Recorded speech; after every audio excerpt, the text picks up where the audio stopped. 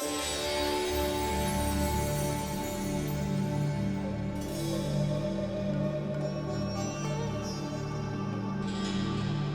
hi guys, this is Nithilan Dhandapani and welcome to our channel. In today's video, we are going to see how we came into existence. We as in our soul, right? How we came into existence, or even how the first soul came into existence. Can we even explain the concept of God? Okay, so we'll see all these things in today's video. Okay, we'll address all these questions in today's video. Right. Initially, there was nothing. Nothing as in literally nothing. That is the state of God, or what we call it as Brahmam. Brahmam, Brahmam. Okay, that is the state of God. Even we use the word nothing to make us understand this state of existence. If we try to explain anything, that particular thing that we try to explain falls under the purview of Brahman. So the state of Brahman or the state of God is beyond any explanation. We cannot explain nothing, right?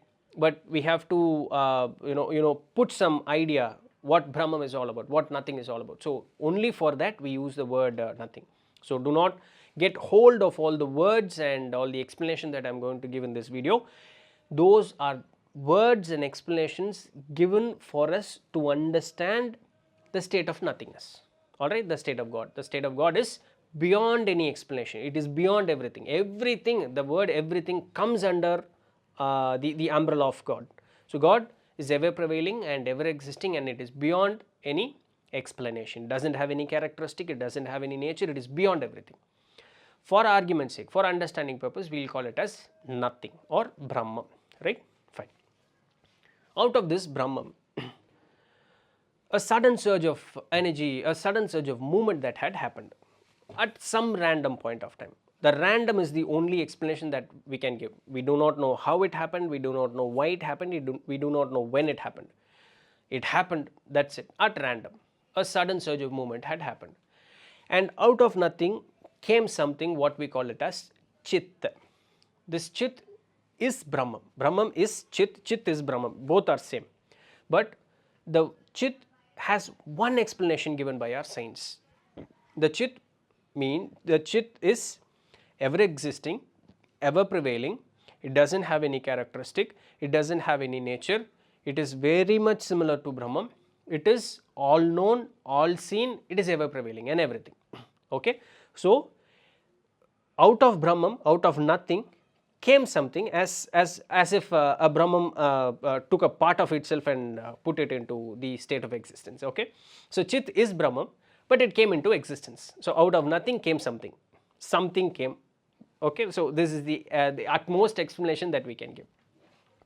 Now in the state of nothingness, this something is what we call it as Chit is existing. This Chit starts to dream at some point of time. It is not possible, right? Because dream is something, the experience or something whatever that had happened in our past is a residue of, dream is a residue of whatever that had happened in the past. There was no past. There was nothing that existed before the existence of Chit. Now you may ask, how did Chit starts to dream? It also happened at random. We do not have any explanation for that. So Chit starts to dream out of random. The moment it starts to dream, stage by stage, four things starts to happen, which we call it as Andhakaranam. In Tamil it is called as Andhakaranam. In Sanskrit it is called as Antakarana. I don't know what is the equal word in English. I do not know. I don't believe English has an equal word for that. But there are four separate stages that happens in Andhakaranam. Now the Chit is existing in the state of oneness in Brahman. The moment Chit starts to feel itself as a separate entity, the first of four stages is going to happen. The first one is Manam starts to form. In Tamil it is called as Manam. In Sanskrit it is called as Manas. In English it is called as mind. That is the first step that is going to happen. The first step it is going to take away from the state of oneness, what we call it as Brahma. Mind gets formed. Now what this mind does, Manam, what it does is it creates lots of imaginations. It doesn't have any form or anything, it just starts to create lots of imaginations. Okay, so this is the first state of Manam. And once the state of imagination happens, these imaginations have to have some shape, right? All these imaginations have to have some form, right? That is called as chittam. The surge or the urge to move towards whatever that you're dreaming. So once every imagination, the chit starts to imagine everything. There is a sun, there is a planet, there are galaxies, and there are multiverse, and it starts to imagine everything.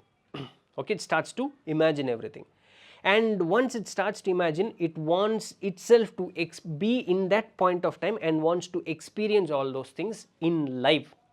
It is already in the state of oneness, it is already in the state of ever existing, it is already in the state of all known, but just because of this dream, it thinks itself as a separate entity and it wants to have a live experience going to that particular point of existence.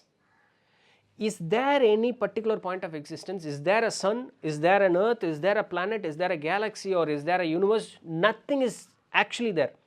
Everything is existing only in the mind of that chit. But chit itself starts to forget itself. It starts to forget it is Brahman. It thinks itself as a separate entity and it starts to dream, and once those dreams starts to engulf itself, it wants to experience all those dream by going into the dream itself. So we exist in our own dream itself. That is the actual reality. The second point is chittam, meaning that you're getting ready to experience whatever that you're dreaming. This is the second point. After this, the third one is buddhi. In English it is called as intellect. Third one is buddhi. See, I have dreamt and I have given form for everything. Now I am going to analyze everything that I have dreamt and given every form. Is it going to give me happiness? Is it really necessary right now? Is the form given is right? Because we do not want any sort of sadness or anything, right? We just want to be in the state of bliss. We want to be in the state of happiness. So the buddhi or the intellect questions, is it really needed? Is it really not needed? So not needed, everything is being put aside. Whatever that is needed, it starts to believe in all those things. Earth is going to be solid. Fire, it is going to be hot. Water, it is going to be cold. Air, we are going to feel the chillness. And space, see, it is eternal. It is very long and we cannot measure space. So everything, it starts to conceive itself in such a way that it will give whatever that chit wants. It doesn't want anything against whatever that it wants. So buddhi or the intellect makes sure that all the imagination, all the forms that had given by itself is in a perfect sense that it can give only happiness to that chit. This is what buddhi will do.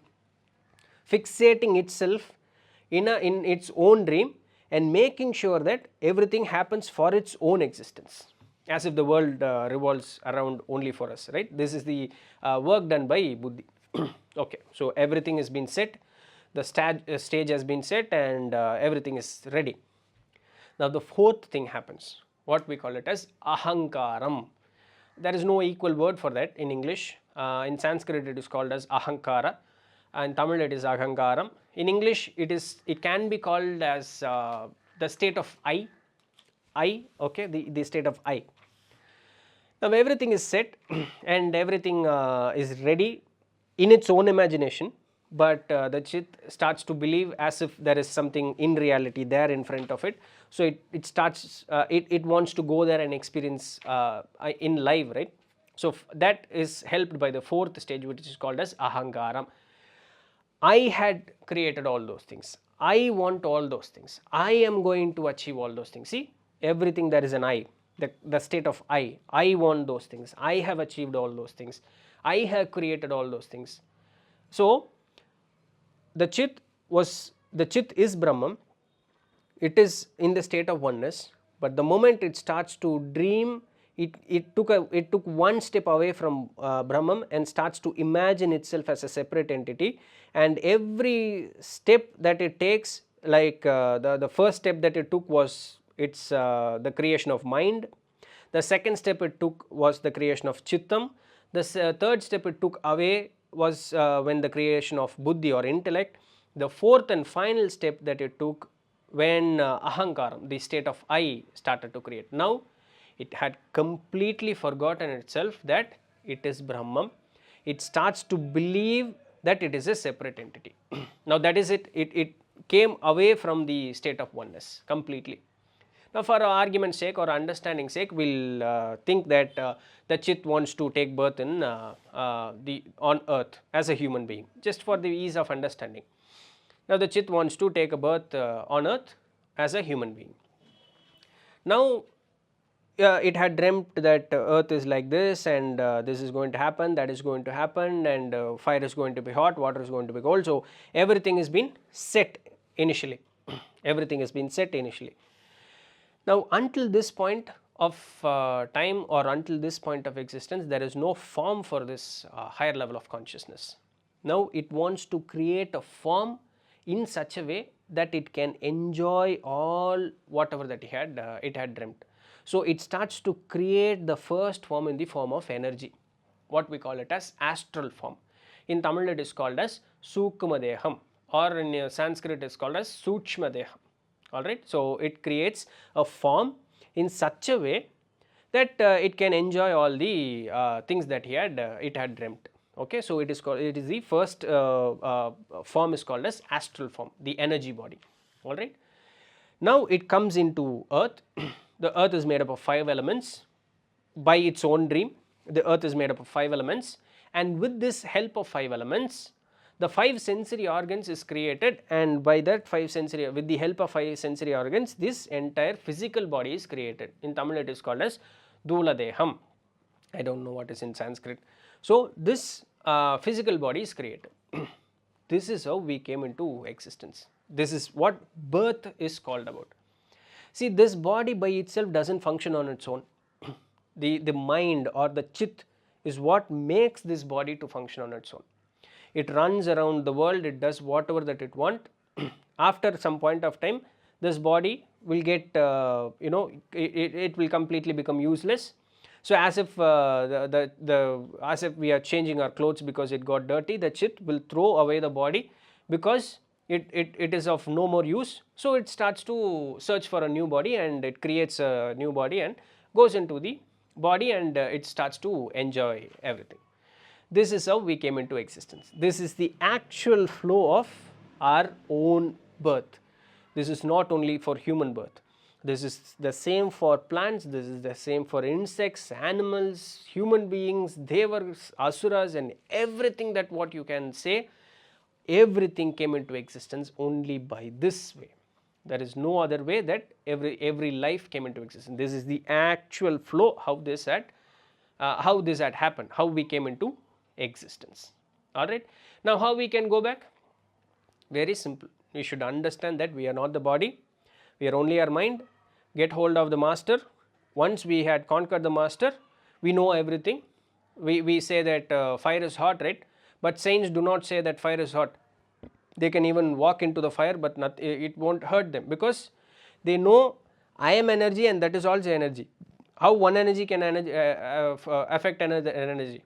One fire won't affect another fire, right? They become fire itself. They become the energy itself. Okay, so that is the state of understanding. That is the state of higher level of consciousness. That is the state of awareness. Once we achieve the state of oneness, once again, the actual existence, our birth, death cycle will stop there. That is why self-inquiry is needed. That is why meditation is needed. This is the only thing that we need as a human birth. We came here. This world is made up of both happiness and suffering. We do not want suffering. We want eternal happiness, and eternal happiness can be got only when we reach the state of oneness. So for that only we need the constant self-inquiry and meditation, because everything that we see and feel is only a figment, only a fragment of whatever that we have imagined. We as in here, we do not exist. We as in here do not experience anything. There is nothing here. Everything is only our imagination. Once the moment when we have realized that everything vanishes and only us as an existing thing We cannot even call it as Chit anymore. We cannot call it as Brahman anymore. We just exist. We once again go back to the state of oneness. This is the only point that we should aim to achieve in this birth. We'll try. It doesn't mean that everyone is going to achieve that in this birth itself, but still we'll try, and this is the only way that we can end this death birth cycle. Yeah, so this is what today's video is all about. I believe I've explained it in the right way and in an understanding way. If there is any doubt, please do post it in the comments. We'll see in the next video. Until then, it's Nithilan, Dhandapani. Bye.